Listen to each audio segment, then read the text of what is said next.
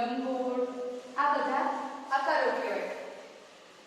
અને જગ્યા, જે જગ્યાએ તમે ઊભા છો, જેમ કે તમે ઘરની બહાર છો, ઘરની અંદર છો, તે તમે જે જગ્યાએ ઊભા છો તેને જગ્યા કહેવાય. બરોબર. હવે આપણે તેની માટે એક પાઠ સમજીએ. જેમ કે એક અરબ અને તેનો ઊંટ. એક અરબ હતો, જે એક માણસ છે જેનું નામ છે અરબ, અને તેનો ઊંટ, જે બંને જણા ફરવા જાય છે. શિયાળાનો દિવસ હતો. શેનો દિવસ હતો? કઈ ઋતુનો દિવસ હતો? શિયાળાનો દિવસ હતો. કેટલી ઋતુઓ આવે? કુલ 3 ઋતુઓ આવે: શિયાળો, ઉનાળો, ચોમાસું. જેમાં શિયાળાનો દિવસ હતો. અરબ ઊંટની પીઠ પર બેસી ફરવા જઈ રહ્યો હતો. અરબ ઊંટની પીઠ પર બેસીને ફરવા જઈ રહ્યો હતો. અરબ કોની પીઠ પર બેસીને ફરવા જઈ રહ્યો હતો? તો અરબ ઊંટની પીઠ પર બેસીને ફરવા જઈ રહ્યો હતો. હવે તેઓ જે જગ્યાએ ફરી રહ્યા હતા, રણમાં તેઓ ફરવા જઈ રહ્યા હતા, તો ત્યાં વચ્ચે અંધારું થઈ ગયું, એટલે તેઓને તંબુ બાંધવાની જરૂર પડી. તો હવે રાતનો સમય થઈ ગયો એટલે અરબ તંબુ બાંધે છે રણમાં, અને તેની અંદર ગયો એટલે અરબ તેની અંદર બેસી જાય છે અને ઊંટને બહાર રહેવા દે છે. એટલે અંદર અરબ અંદર છે અને ઊંટ બહાર છે. હવે ઊંટ પછી ઊંટને ખૂબ ઠંડી લાગવા માંડે છે. એટલે ઊંટ અરબને પૂછે છે, તેના માલિકને પૂછે છે કે બહાર તો ખૂબ જ ઠંડી છે, શું હું મારી ડોક અંદર લઈ લઉં? એટલે એને ડોક અંદર લાવવાનું પૂછે છે કે હું મારી ડોક અંદર લઈ લઉં? તો એનો માલિક તેને જવાબ આપે છે, હા, તું તારી ડોક અંદર કરી લે. પછી તેને ફરીથી ઊંટને ખૂબ ઠંડી લાગતી હોય છે, એટલે પછી એને ફરીથી પૂછે છે તેના માલિકને કે હજુ તો મને ખૂબ ઠંડી લાગે છે માલિક, તો શું હું મારા આગળના પગ અંદર લઈ લઉં? તો માલિક તેને કહે છે કે હા, કશો વાંધો નહીં, તું તારા આગળના 2 પગ પણ અંદર લઈ લે. એટલે પહેલા તેને શું પૂછ્યું? ડોક અંદર લેવાનું પૂછ્યું, અને પછી પગ અંદર લેવાનું પૂછ્યું ઊંટે. પછી હજુ પણ એને ખૂબ ઠંડી લાગતી હોય છે, એટલે ત્યાર પછી ફરીથી પૂછે છે કે બહાર તો હજુ ખૂબ ઠંડી છે, શું હું અંદર આવી જાઉં? એટલે ઊંટ પાછો તેના માલિકને પૂછે છે કે શું હું અંદર આવી જાઉં? એટલે અરબ એમ કહે છે કે અરે ના, તંબુ આપણા બંને માટે ઘણો નાનો છે. આ તંબુ તો આપણા બંને માટે ઘણો નાનો છે, આપણે બંને આની અંદર સમાઈ શકીએ નહીં. તંબુ તો ઊંટ ઘણો મોટો હોય અને તંબુ નાનો હોય, એટલે આપણે બંને જણા અંદર આવી શકીએ નહીં. એટલે અરબ તેને આવવાની ના પાડે છે. પણ ઊંટ શું કહે છે? એટલે હું અંદર આવું અને તમે બહાર જતા રહો. એટલે માલિકને બહાર મોકલી દે છે અને પોતે અંદર બેસી જાય છે. અગાઉ આપણે અરબ અને ઊંટની એક વાર્તા જોઈ, જેમાં છેલ્લે ઊંટ તંબુની અંદર આવી જાય છે અને માલિકને બહાર મોકલી દે છે. તેવી જ રીતે આપણે અંદર અને બહાર વિશે સમજીએ. જેમ કે આ એક ટોપલી છે જેની અંદર અનાનસ અને નારંગી અંદર છે. જ્યારે હું તેમાંથી એક અનાનસ બહાર લઈ લઉં છું, તો અનાનસ એ બહારની વસ્તુ થઈ અને નારંગી એ અંદરની વસ્તુ થઈ.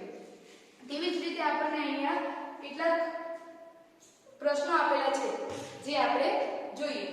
સૂચના મુજબ કરવાનું છે.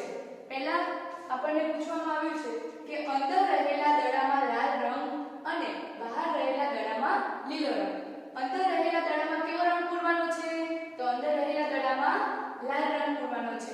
અહીં એક બોક્સ આપેલું છે, બરોબર,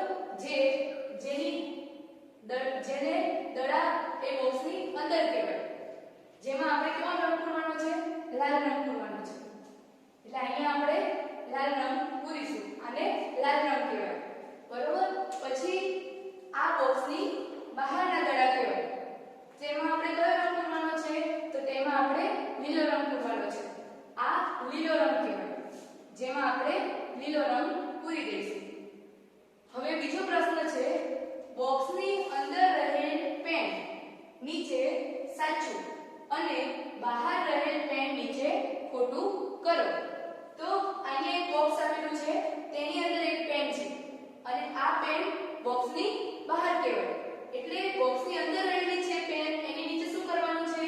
તો એની નીચે આપણે સાચું કરવાનું છે. તો અહીંયા આપણે આ રીતના સાચું કરી દઈશું. અને આ બોક્સની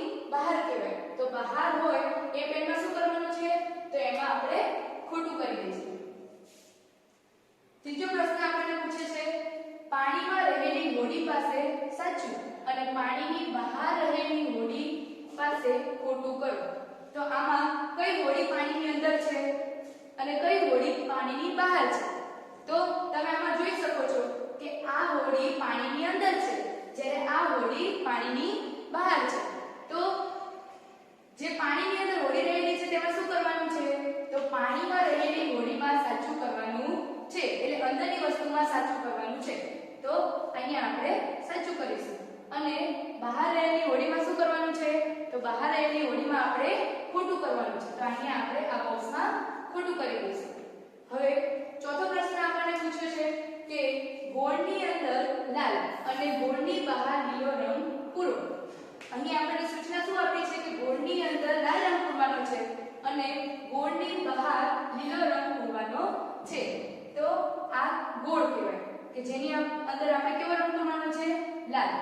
આ કયો રંગ છે? લાલ રંગ. તો આની અંદર આપણે કેવો રંગ? આ લાલ રંગ પૂરી દઈશું. અને ગોળની બહાર એટલે કે અહીંયા આપણે કેવો રંગ પૂરવાનો છે? તો અહીંયા આપણે લીલો રંગ પૂરવાનો છે. તો આ રંગ કયો છે? લીલો. તો આપણે અહીંયા લીલો રંગ પૂરી દઈશું. અગાઉ આપણે અંદર અને બહાર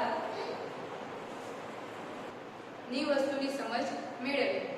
હવે આપણે નવો ટોપિક નાનું અને મોટું વિશેની સમજ મેળવીએ. તમને નાનું વસ્તુ અને મોટી વસ્તુમાં તો ખબર પડે જ, જેમ કે ચીકુ અને તરબૂચ હોય તો જેમાં ચીકુ નાનું કહેવાય અને તરબૂચ મોટું કહેવાય. એવી જ રીતે આપણે સૂચના મુજબ જોઈએ.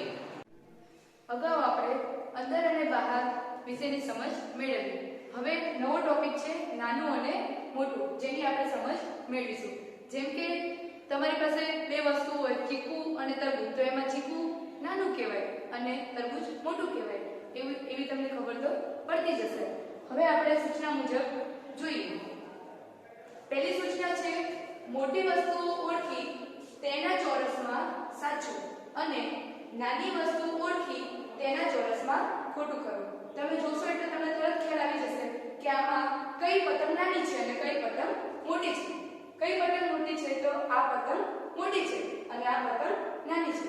તો આપણે મોટી વસ્તુ પર શું કરવાનું છે? સાચું. અને નાની વસ્તુના ચોરસમાં શું કરવાનું છે? ખોટું.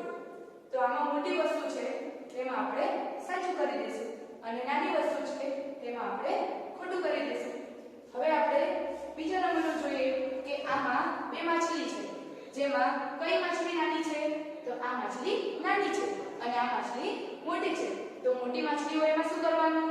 તો મોટી માછલી હોય એમાં સાચું કરવાનું અને નાની માછલી હોય એમાં ખોટું કરીશું. ત્રીજા નંબરનું આપણે જોઈએ. અહીંયા બે વસ્તુ આપેલી છે, સફરજન અને કેરી.